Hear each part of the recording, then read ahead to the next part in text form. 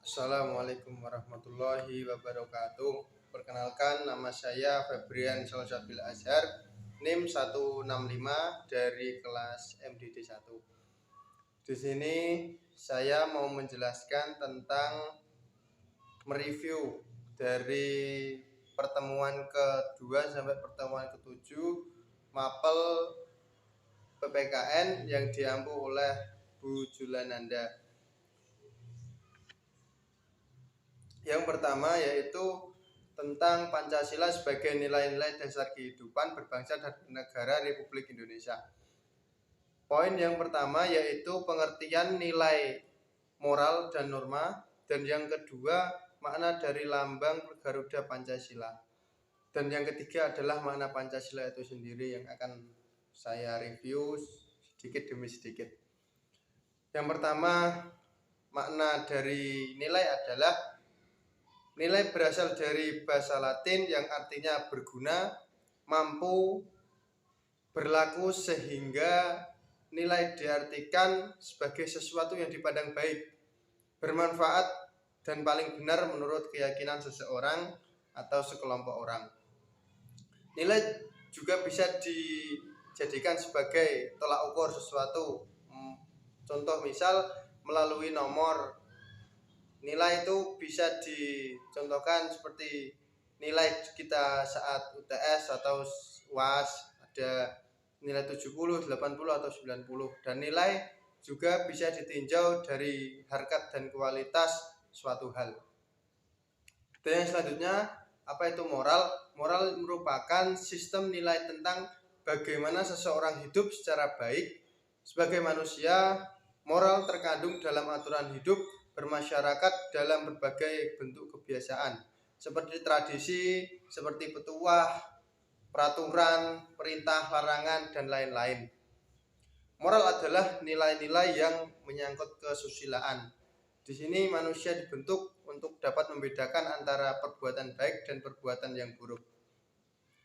Dan norma dari segi bahasa berasal dari bahasa Inggris, yakni norm, yang artinya usual of expected way of behaving, yaitu norma umum yang berisi bagaimana cara berperilaku manusia itu sendiri. Norma adalah patokan perilaku dari sebuah kelompok tertentu. Norma pada dasarnya bagian dari kebudayaan, seperti norma sosial, norma agama, dan norma hukum. Ada juga yang mengartikannya norma sebagai nilai karena norma merupakan kontraksi dari nilai itu sendiri.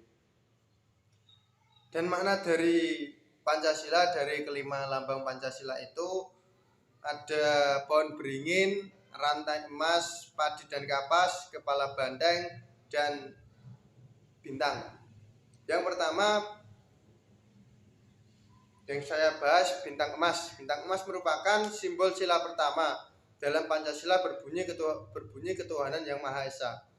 Lambang bintang tersebut memiliki makna sebagai sebuah cahaya, yaitu yang dipancarkan oleh Tuhan yang Maha Esa kepada umat manusia. Yang kedua, rantai emas, bahwa setiap manusia saling membutuhkan dan perlu bersatu sehingga bisa menjadi satu sistem yang kuat. Mengakui serta memperlakukan setiap orang dengan adil, setara sesuai hak dan kewajiban asasi manusia itu sendiri. Yang ketiga, pohon beringin.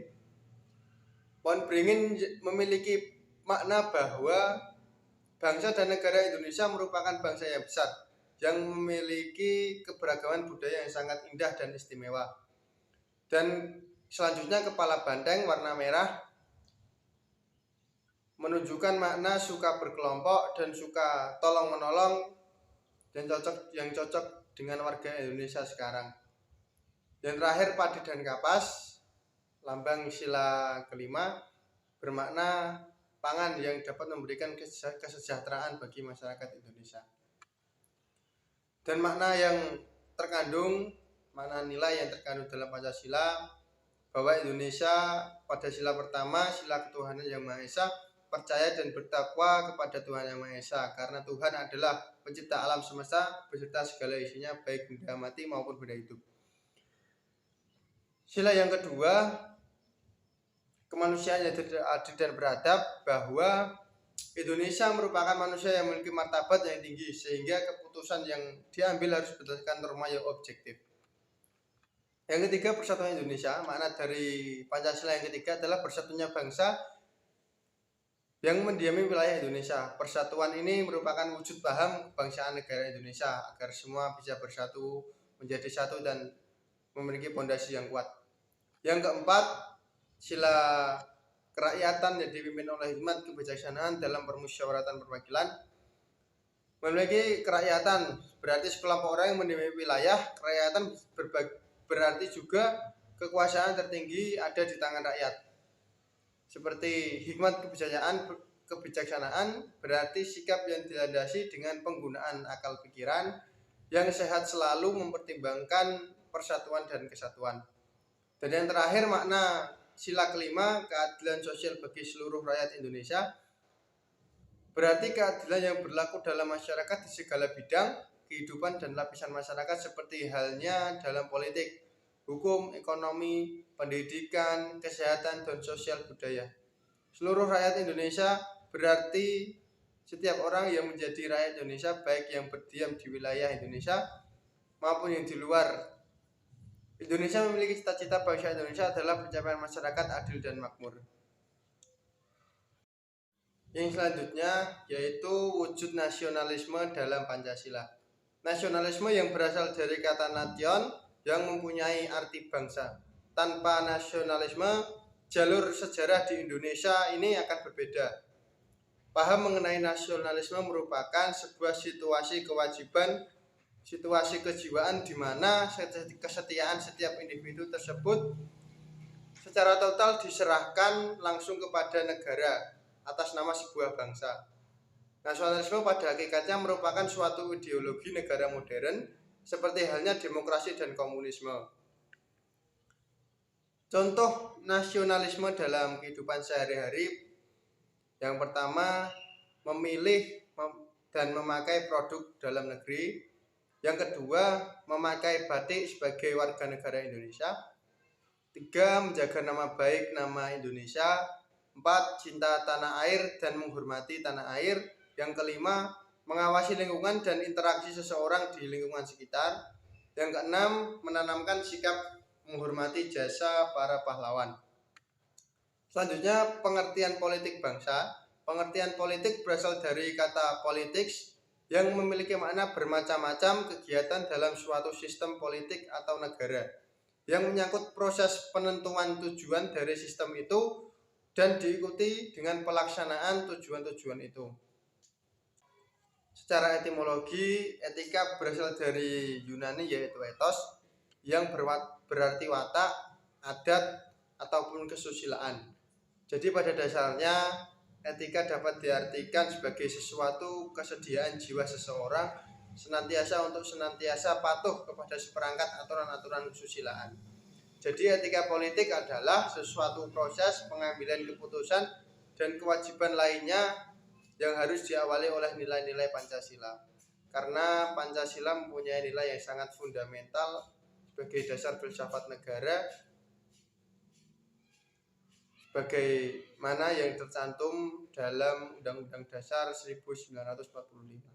Yang selanjutnya yaitu prinsip dasar etika politik Pancasila. Yang pertama adalah pluralisme, yang kedua hak asasi manusia, yang ketiga solidaritas bangsa, yang keempat demokrasi, yang kelima keadilan sosial. Yang selanjutnya pengertian dari ideologi. Secara terminologis, istilah ideologi didefinisikan oleh banyak kalangan secara berbeda-beda. Dalam pengertian yang paling umum dan lunak, ideologi adalah pikiran yang terorganisir. Ini nilai orientasi dan kecenderungan yang saling melengkapi sehingga membentuk perspektif-perspektif ide yang diungkapkan melalui komunikasi dengan media teknologi dan komunikasi antar pribadi. Karakteristik ideologi bagi negara. Yang pertama, ideologi seringkali muncul dan berkembang dalam situasi krisis. Yang kedua, ideologi merupakan pola pemikiran yang sistematis.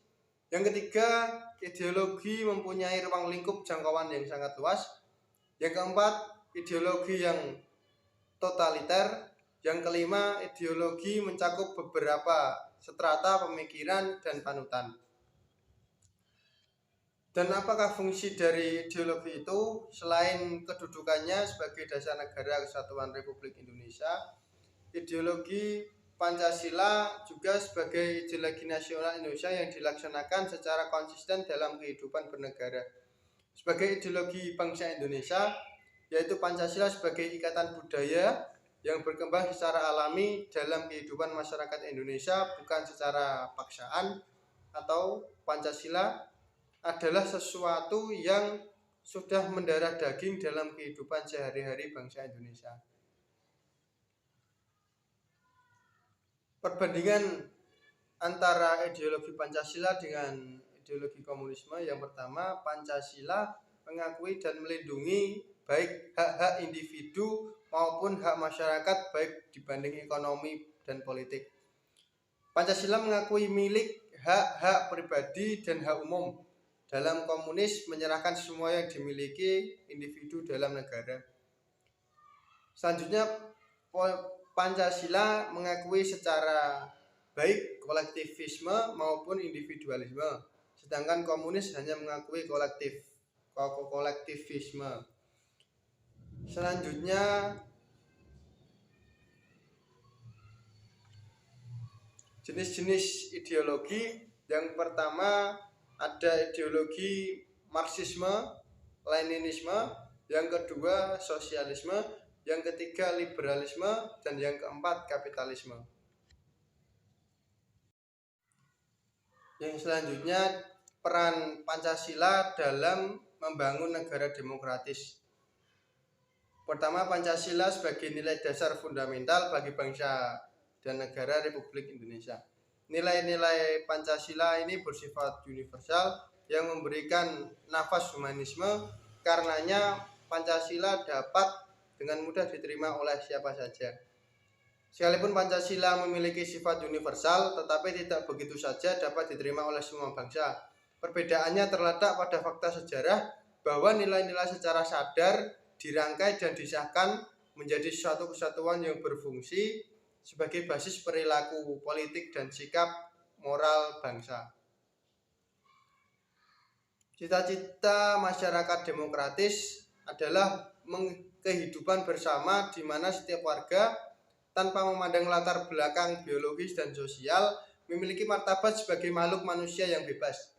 Martabat sebagai manusia yang bebas ini melahirkan manusia dengan segala hak-haknya, khususnya hak untuk memiliki keyakinan dan tidak bisa diubah secara paksa oleh siapapun.